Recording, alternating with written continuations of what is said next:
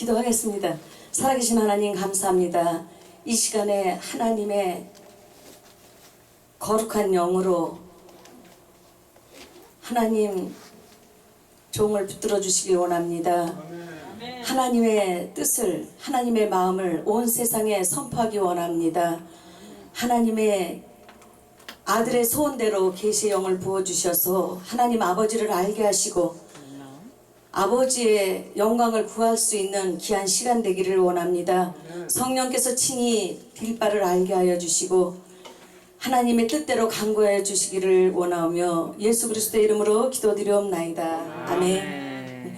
오늘의 말씀은요, 요한복음 21장 6절인데요. 제목은 그물을 배 오른편에 던지라, 그렇게 말씀을 드립니다.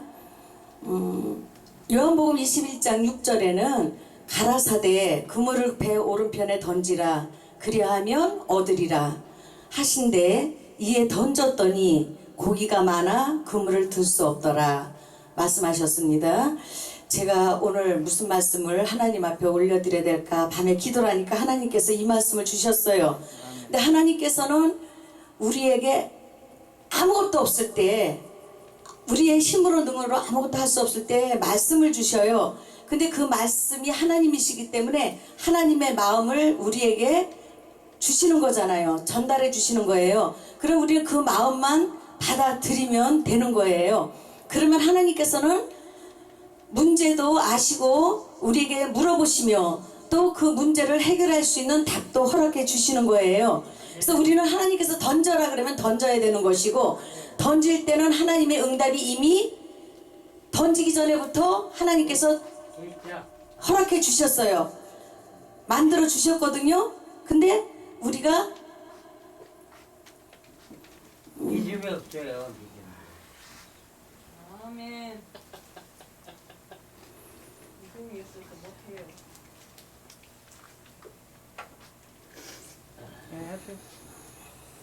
아멘.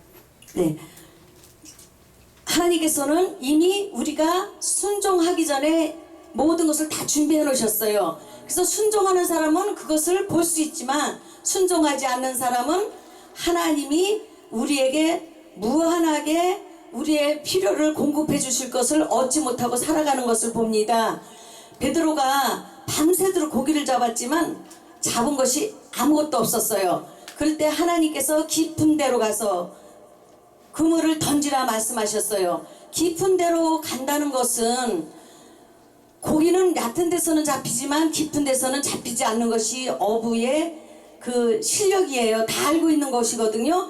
그러니까 우리의 생각과는 다르게 하나님께서는 모든 것을 다 행하실 수 있는 것이에요. 그래서 일단 우리는 우리의 생각을, 우리의 뜻을, 의지를, 견해를 다 하나님 앞에 맡겨드릴 수 있어야 되는 것이거든요. 그 다음에 하나님께서 너무나 큰 물고기를 153마리를 주시니까 그물이 찢어지게 되었대요. 근데 하나님께서 하시는 일은 넘쳐도 문제가 되는 일이 없어요. 그러나 사람은 될 것 같아도 자기의 뜻과 의지와 견해대로 만들어 보면 그것이 해결이 나지 않는 것이에요. 그래서 우리가 하나님께서 주셨을 때는 모든 것들을 이웃과 나눌 줄 아는, 동무와 나눌 줄 아는 하나님의 교회에서 또 우리가 모든 것들을 서로 협력할 수 있는 이런 일들을 가질 때에 하나님께서 우리를 점점 하나님의 그 깊고 넓고 그 이해할 수 없는, 측량할 수 없는 하나님의 은혜를 우리에게 부어주시거든요. 사람들은 왜 하나님의 은혜를 받기를 거절하는가, 두려워하는가 생각해보면 하나님의 뜻을 따라 나아간 데는 먼저 우리에게 많은 그 세상에 있는 것들로 말미암아 내려놓아야 할 문제들이 너무나 많아요. 그러나 우리는 세상 것이 내 것인 줄 알고 두 손에 꽉 쥐고 있거든요.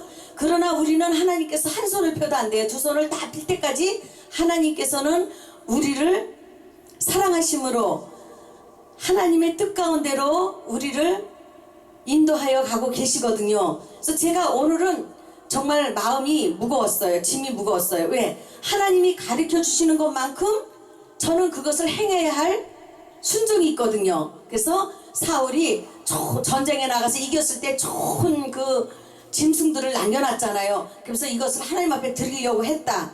그러나 거기에는 하나님 앞에 제사를 드리려고 그런 것이 아니라 자기 사욕도 들어갔고 백성들의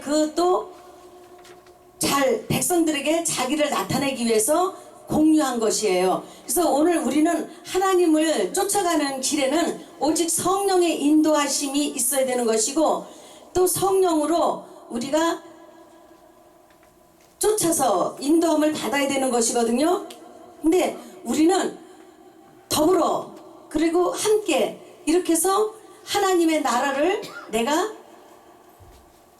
순종하면서 이루어가려고 하는 것이 있어요. 그러나 우리는 아브라함이 믿음의 조상이고, 또 아브라함의 그 믿음이 하나님 앞에 그 인정받음으로 인해서 아브라함은 마지막에 아들을 드림으로 인해서 그 믿음이 테스트에서 하나님 앞에 합당했잖아요. 그렇기 때문에 우리는 내가 가지고 있는 것을 하나님은 다 알고 계시고, 내가 어떤 존재인지도 다 알고 계시고, 내 속사람이 어떤 사람인지, 내가 겉사람이 어떤 사람인지 아시기 때문에 일찌감치 하나님 앞에는 항복하는 것이 우리가 살 길이에요. 그것이 영생을 얻는 길이거든요.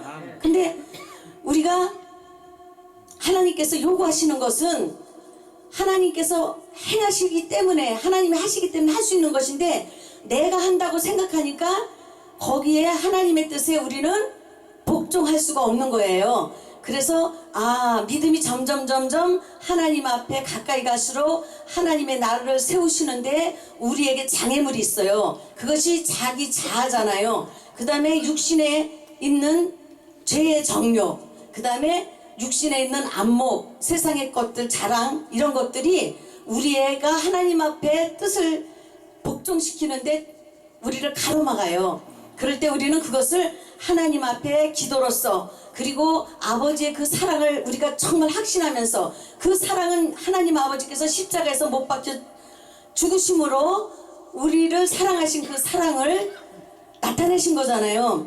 그런 하나님 아버지가 누구신지 모르면 내 인생을 하나님 앞에 걸 수가 없는 거예요.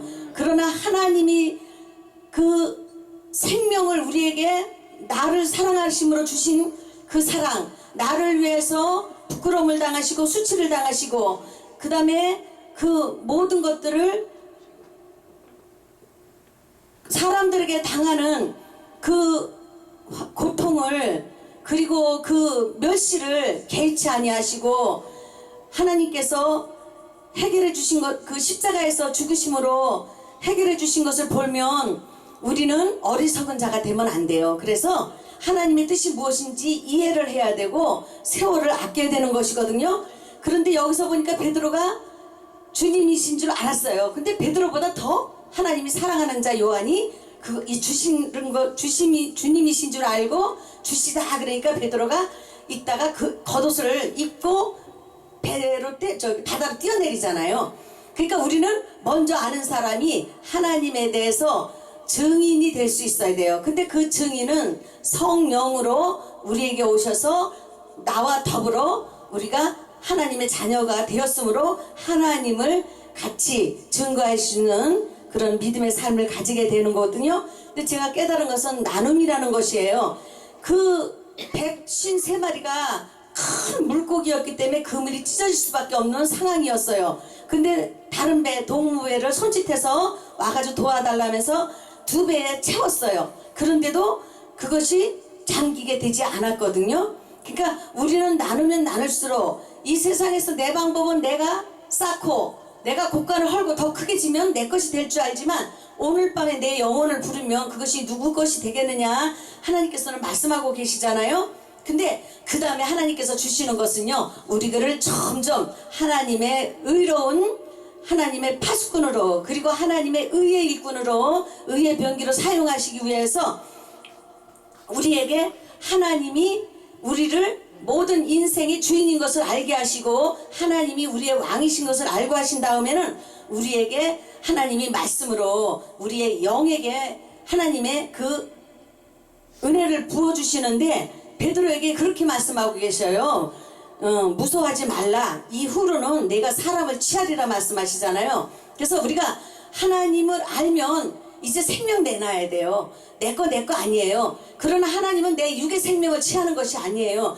영적으로 하나님의 권능을 입혀주셔서 우리는 따라만 가면 되고 하나님이 하시는 일을 가만히 바라만 보면 되는 거예요. 그러면 하나님께서는 그것을 다 이루어 가시는데 다만 나를 통하여 통로로 복의 통로로 사용하시면서 영광을 받으시는 것이에요. 근데 우리는 하나님의 뜻을 분별하지 못하니까 이거 내가 어떻게 되는 거 아닌가, 이거 내가 망하는 거 아닌가, 죽는 거 아닌가 하면서 자기 생명의 두려움을 인하여서 종의 멍에를 벗어버리지 못해요. 그러니까는 악한 자에게서 우리가 벗어나지 못하고 자유함을 얻지 못하는 거거든요. 그러나 우리가 성령을 받으면 오늘도 우리는 누구의 죄든지 사해지는 하나님의 권세가 있고 누구의 죄든지 그대로면 그대로 있거든요. 그래서 우리는 남을 위해서 그 죄에서 이끌어내고 죄에서 자유케 하는, 우리는 묶인 것에서 풀어놓는 사람이 되어야 되거든요. 살리는 것은 영이니 육은 무익하니라 말씀하셨어요. 그러니까 우리는 예수 그리스도의 영이 내게 임하면 그 영혼을 살려냄으로 인해서 우리가 하나님의 자녀이기 때문에 말씀을 받은 자는 하나님의 신이잖아요. 그리고 예수 그리스도의 영이 와서 계시면 우리도 육의 존재이지만 혼을 가지고 있지만은 우리도 신의 성품에 참여했기 때문에 우리가 죄를 사하는 권세가 있어요. 그러므로 우리는 죄에서 우리는 구원으로, 그리고 우리가 그 선한 일을 행함으로 인해서 생명의 부활로, 악한 일을 행한 자는 심판의 부활로 나오리라고 말씀하시잖아요. 그래서 우리가 이 세상에서 있는 모든 것들은 망하는 것이 아니에요. 하나님께서 그것을 위해서 이 땅에 오셨기 때문에 우리를 그 모든 멸망에서, 사망에서, 둘째 사망에서 하나님의 영생으로 옮기시기 위해서 이 땅에 주님이 십자가에 못 박혀 돌아가셨고 부활하셨고, 오늘도 우리를 위해서 처소를 예비하시는데 진리의 성령, 보혜사 성령을 우리에게 하늘로 올려주셔서 하나님의 우편 보좌에 계시면서 준비하고 계신 거예요. 그러면 우리는 구원을 얻으려면 우리가 성령을 선물로 주시는데 그 선물을 우리가 하나님 앞에 받고, 그리고 하나님 앞에 감사하고 하나님 앞에 영광을 돌리면 우리의 영혼이 날로 잘됨으로 인해서 우리는 아무것도 두려워할 것이 없고 세상에 매일 것이 없고 우리는 주님 안에서 자유하고 즐거워할 수 있도록 하나님 아들 예수 그리스도를 이 땅에 보내주셨습니다. 그래서 하나님께서는 그 말씀을 하시면서 그 나사로가 죽은 지 나흘이 되매 하늘을 우러러 예수님께서 나사로야 나오너라 말씀하셨잖아요.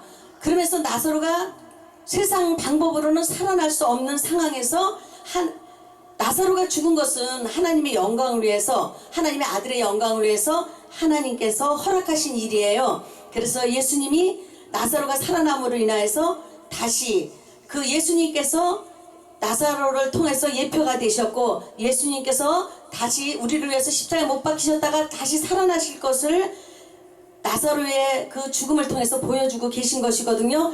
그래서 우리는 육체가 가진 나사로가 죽었다가 예수께서 살려주신 것과 그 다음에 우리가 예수님께서 우리를 자기 형상대로 창조하셨기 때문에 우리가 이 땅에서 살다가 잠잘 때에는 다시 우리가 새 생명으로 부활하여서 하나님 나라에서 영생을 얻을 것을 생각해보면 우리는 그 은혜를 갚아도 다 갚을 수가 없거든요. 그래서 우리가 하나님 앞에 이제는 하나님을 알고 우리가 신앙생활을 해야 되면서 나는 부활이요 생명이니 나를 믿는 자는 죽어도 살겠고 살아서 믿는 자는 영원 죽지 아니하리라 말씀하셨어요. 그러면 우리는 예수님의 그 부활의 생명이, 그 그리스도의 생명이 우리 안에 들어오면 지금 오늘 우리는 예수님과 함께 영적인 생명을 가지고 있는 것이고 그것이 부활의 생명이면서 그리스도와 함께 하나님 아들과 함께 동행하다가 하나님의 그 생명을 가지고 하늘나라까지 들어갈 수 있는 것이에요. 그래서 우리가 주 예수를 믿으라 그리하면 너와 네 집이 구원을 얻으리라 말씀하셨잖아요. 믿는다는 것은 그냥 머리로 믿는 게 아니고 생각으로 믿는 게 아니고 마음에까지 왔지만 마음에서 멈춰가지고는 온전한 구원을 이룰 수가 없어요. 우리가 믿음과 행함으로 인해서 하나님의 그 영광을 나타낼 수 있는 하나님의 살아계신 하나님을 영업게 드리는 정말 그 믿음의 종들이 되기를 하나님 앞에 간구합니다. 감사합니다. 아멘.